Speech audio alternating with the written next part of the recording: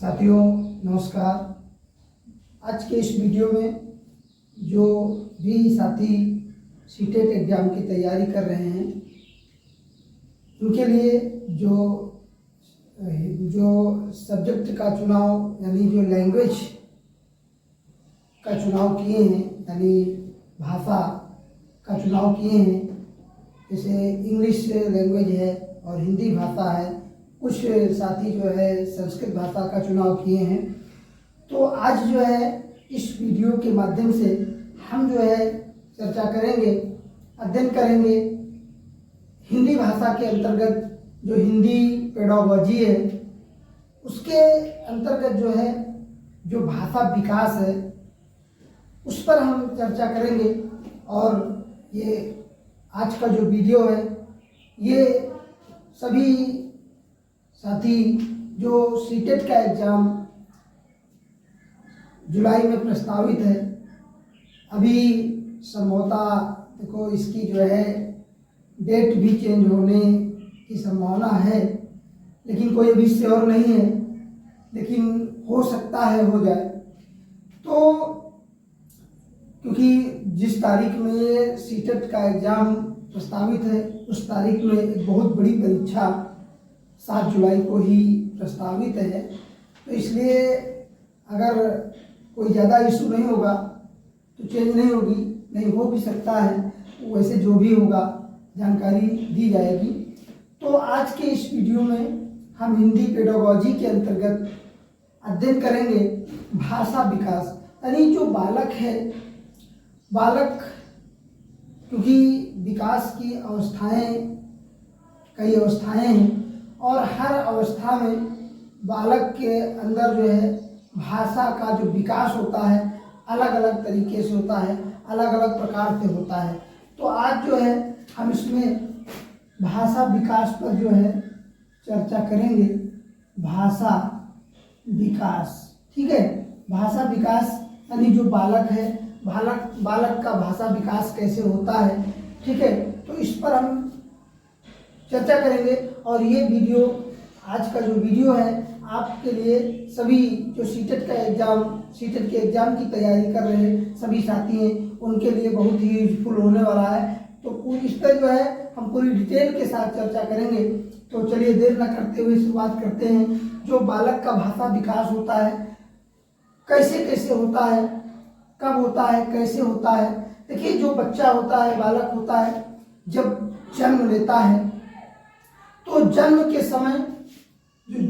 समय जो बालक है या बालिका है, जो भी है, शिशु कह लीजिए, बालक बालिका यानी उसको शिशु कह सकते हैं। तो जन्म के समय जो शिशु का भाषा विकास होता है, आप सभी लोग जानते हैं कि जन्म के समय जो बालक होता है या बालिका होती है क्या करता है, केवल उसके अंदर एक रोने की प्रक्रिया होती है, यानी जो विकास होता है, भाषा का विकास होता है जन्म के समय केवल रोना होता है। यानी बालक जो है या बालिका यानी शिशु जब जन्म लेता है तो उसके अंदर केवल एक ही भाषा निकलती है और वो है रोना। ठीक है, और उसके बाद में जब बालक 2 से 3 माह का हो जाता है तो उसके अंदर क्या होता है, अनुकुंजन होता है, यानी ये भाषा का विकास होता है, भाषा बढ़ती है, विकास होता है भाषा का। तो जब 2-3 माह का हो जाता है तो अनुकुंजन होता है। अनुकुंजन का मतलब क्या है कि कुछ वॉवेल्स निकलने लगते हैं उसके मुख से, है ना, कुछ वॉवेल्स यानी स्वर अक्षर कह लीजिए, तो स्वर निकलने लगते हैं और यानी उसको कह सकते हो वॉवेल्स और या स्वर कह सकते हो, या कुछ अक्षरों को की आवाज निकालना शुरू करता है, जैसे आ, है ना, या ए कह लीजिए, ई कह लीजिए, कोई भी अक्षर जो है यानी स्वर अक्षर की आवाज निकलती है। जब बालक 2 या 3 माह का हो जाता है, शिशु 2 या 3 माह का हो जाता है तो अनुकुंजन होता है, यानी वॉवेल्स की आवाज निकलती है, आ ई उ कुछ भी निकलता है। ठीक है, तो उसके बाद में जब शिशु 6 माह का हो जाता है, 6 माह, ये भाषा विकास बढ़ता है, भाषा विकास बढ़ता है। जब शिशु 6 माह का हो जाता है तो क्या होता है, वो बबल करता है। क्या करता है, बबल करता है ना, बबल करता है यानी बबलाता है। क्या करता है, बबलाता है, बबलाने की प्रवृत्ति होती है, बबलाना होता है। यानी जैसे क्या होता है, द म ऐसे आवाज निकालता है ना, द म इस तरह, यानी वो बबलाता है।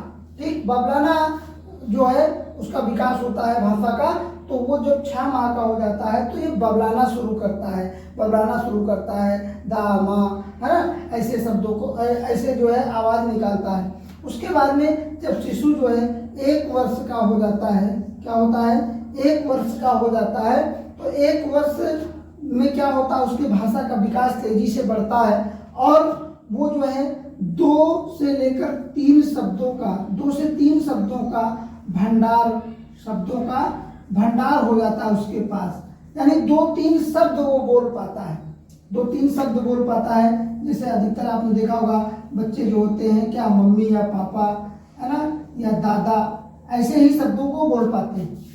तो जब 1 वर्ष का शिशु हो जाता है तो 2-3 शब्दों का उसके पास भंडार हो जाता है, यानी वो 2-3 शब्दों को वो बोल लेता है। ठीक है, और जब शिशु यानी 1.5 वर्ष से लेकर के 2 वर्ष का हो जाता है, 1.5 वर्ष से लेकर के 2 वर्ष का हो जाता है तो उसके पास जो है 100 शब्दों का भंडार हो जाता है। क्या होता है, 100 शब्दों का भंडार हो जाता है, 100 शब्दों का भंडार हो जाता है। यानी टेलीग्राफिक स्पीच, इसको इंग्लिश में कह सकते हैं टेलीग्राफिक स्पीच, है ना, टेलीग्राफिक स्पीच। टेलीग्राफिक स्पीच यानी वो 2-3 वाक्यों को बोल लेता है, 2-3 वाक्यों को बोलना शुरू करता है, 2-3 वाक्यों को बोलना शुरू करता है जब 1.5 से 2 वर्ष का हो जाता है। अब ऐसा नहीं है कि 2 से 3 यानी 1.5 से 2 वर्ष का हो जाता है तो बालक जो है आगे उसके भाषा का विकास नहीं होता है, उसके भाषा का विकास और तेजी से होता है।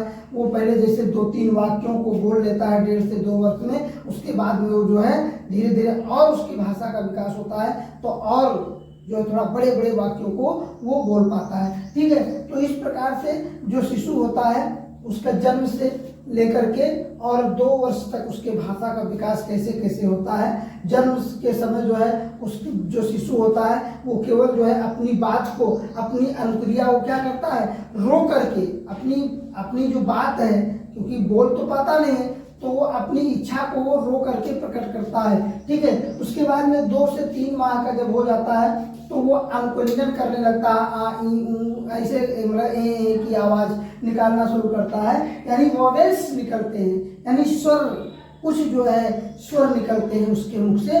तो ये भाषा का विकास होता है। उसके बाद में जब बालक यानी शिशु 6 माह का हो जाता है तो वो बबलाना शुरू करता है, बबल करता है ना, दा माँ, है ना, ऐसे शब्दों ऐसी आवाजें निकालता है वो, दा है, माँ है, ऐसे को, या मम है, ऐसे शब्दों को वो निकालता है। जैसे मान लीजिए ये 6 माह का हो जाता है तो ये बबलाना शुरू करता है। उसके बाद में जब 1 वर्ष का हो जाता है तो क्या करता है, 2-3 शब्दों का उसके पास भंडार होता है, मम्मी, पापा, नाना, चाचा, दादा, है ना, ऐसे शब्दों को वो बोल पाता है। उसके बाद 1.5 से 2 वर्ष का जब शिशु हो जाता है तो उसके पास 100 शब्दों का भंडार हो जाता है, 100 शब्दों का भंडार हो जाता है। यानी वो टेलीग्राफिक स्पीच बोलना शुरू करता है, 2-3 वाक्य वो बोल लेता है, 2-3 वाक्य बोल लेता है। और 2 वर्ष के बाद में उसके भाषा का विकास तेजी से होता है और वो 2-4 वाक्य की जगह पर वो 4-6-10 वाक्य बोलना शुरू करता है।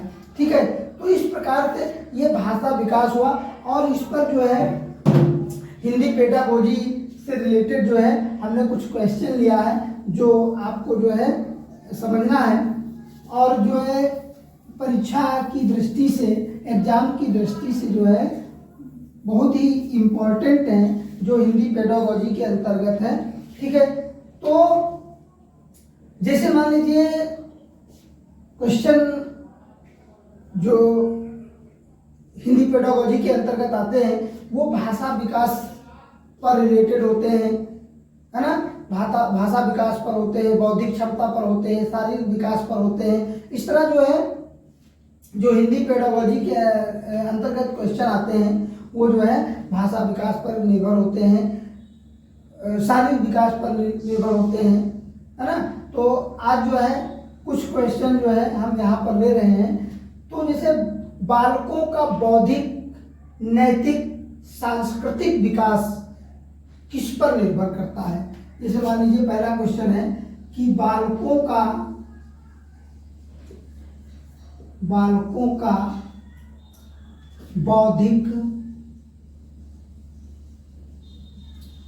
बौद्धिक, नैतिक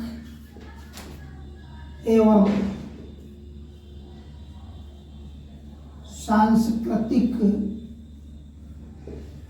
सांस्कृतिक विकास किस पर निर्भर करता है, किस पर निर्भर करता है।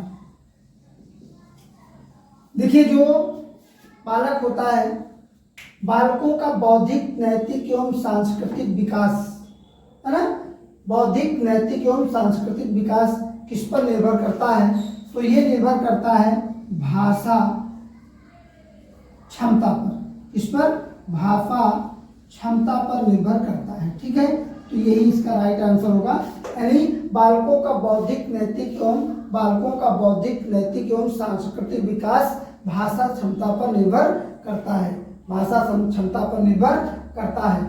अब जो है अगला प्रश्न है कि भाषा शिक्षण की विधियां किस पर निर्भर करती हैं। भाषा शिक्षण की विधियां किस पर निर्भर करती हैं।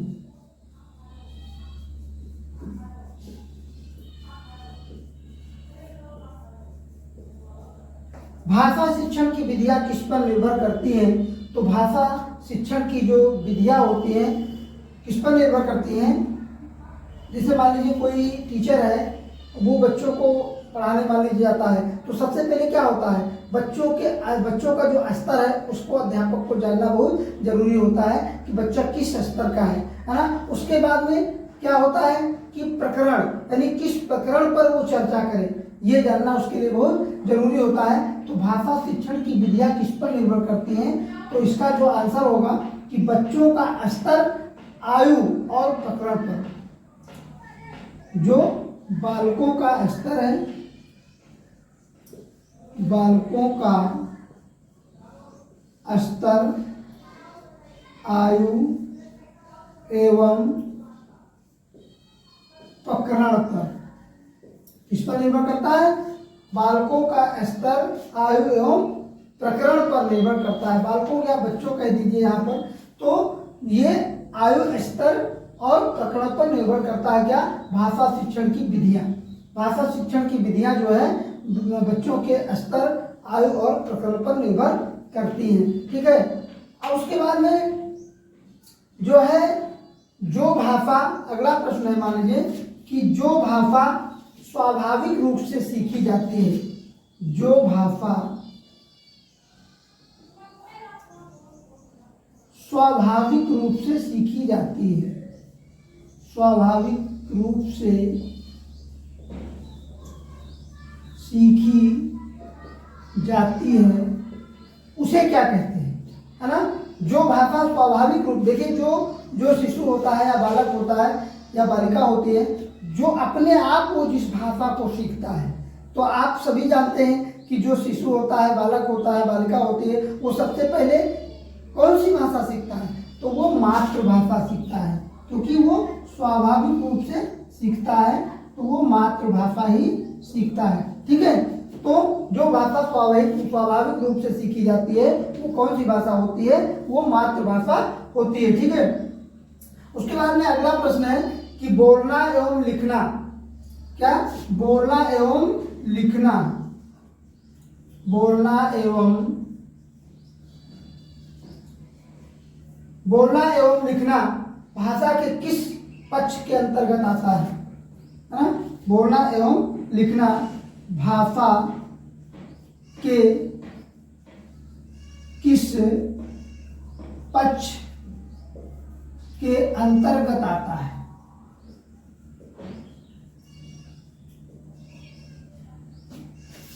बोलना एवं लिखना, बहुत गर्मी है भाई, बोलना एवं लिखना भाषा के किस पक्ष के अंतर्गत आता है? तो ये जो है अभिव्यक्ति पक्ष, क्योंकि ये अगर कोई बोलता है या कुछ लिखता है तो क्या करता है? अभिव्यक्त करता है। क्या करता है? अभिव्यक्ति करता है ना अपनी। भाई कोई अगर कोई बात हम बोल रहे हैं तो हम अपनी अभिव्यक्ति कर रहे हैं, या कुछ लिख रहे हैं तो लिख करके भी तो जो है हम अपने भावों को प्रकट कर रहे हैं, अभिव्यक्ति कर रहे हैं। तो ये अभिव्यक्ति पक्ष पर निर्भर करता है। किस पर? अभिव्यक्ति पक्ष पर निर्भर करता है। अभिव्यक्ति पक्ष पर,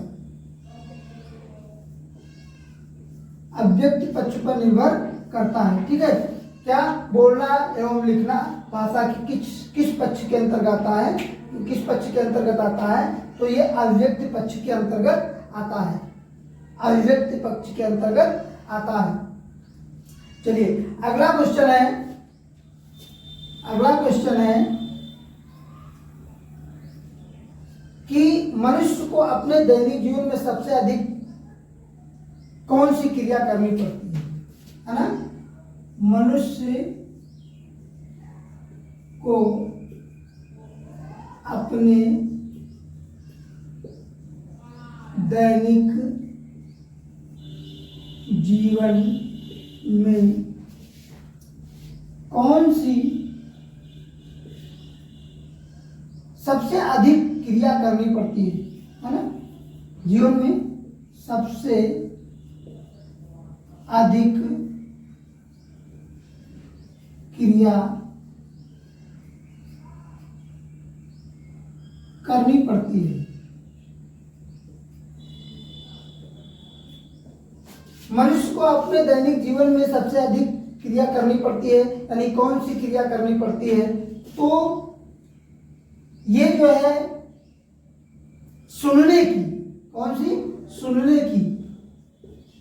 जो सुनने की क्रिया है ये सबसे अधिक करनी पड़ती है, क्योंकि कोई भी मनुष्य हो, कोई भी व्यक्ति हो, वो और कोई कार्य तो नहीं करेगा। मान लीजिए हाथ से कोई कार्य नहीं करेगा, या मुंह नहीं चलाएगा, या कोई कार्य, लेकिन जो सुनने की क्रिया है ये तो बंद नहीं होगी ना।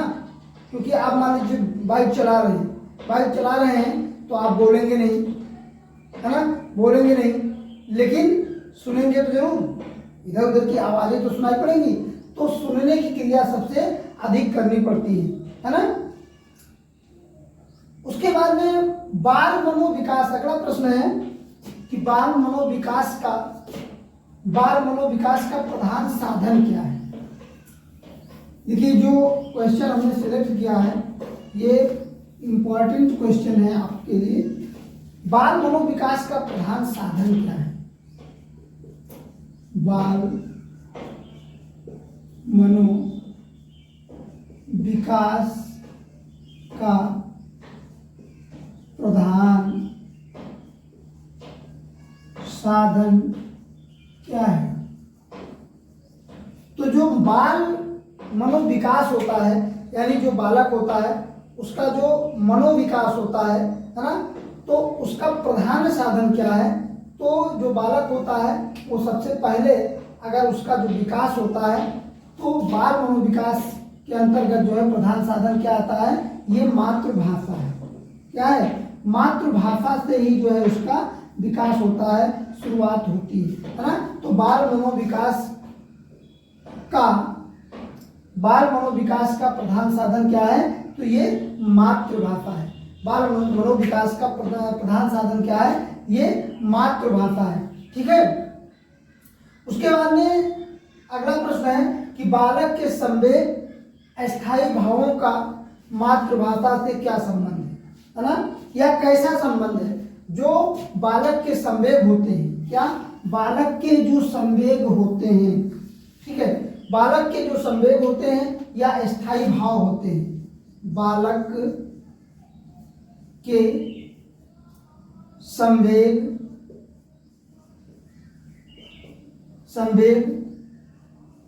स्थायी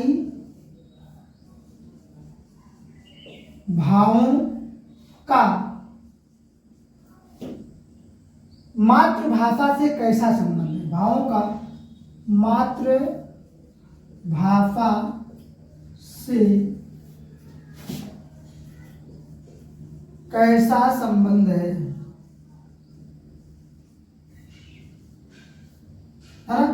बालक के संवेग स्थायी भावों का मातृभाषा से कैसा संबंध है। तो जो बालक के संवेग होते हैं, स्थायी भाव होते हैं, मातृभाषा से उनका संबंध जो होता है घनिष्ठ होता है। कैसा होता है? घनिष्ठ संबंध होता है। ठीक है, तो इस प्रकार से ये जो है कुछ इंपॉर्टेंट क्वेश्चन थे जिनको हमने आज के इस टॉपिक में सेलेक्ट किया है। ऐसे ही इम्पॉर्टेंट क्वेश्चन हम जो है बनाते रहेंगे जो कॉम्पिटिटिव एग्जाम के लिए बहुत ही इम्पॉर्टेंट होंगे। तो अगर आप हमारे चैनल पर नए हैं तो solution with Rajesh sir channel को सब्सक्राइब करें, लाइक करें, दोस्तों में शेयर करें और हमारे वीडियो आपको सबसे पहले प्राप्त हो, यानी वीडियो का नोटिफिकेशन सबसे पहले आपको प्राप्त हो, इसके लिए बेल आइकन को जरूर दबाएं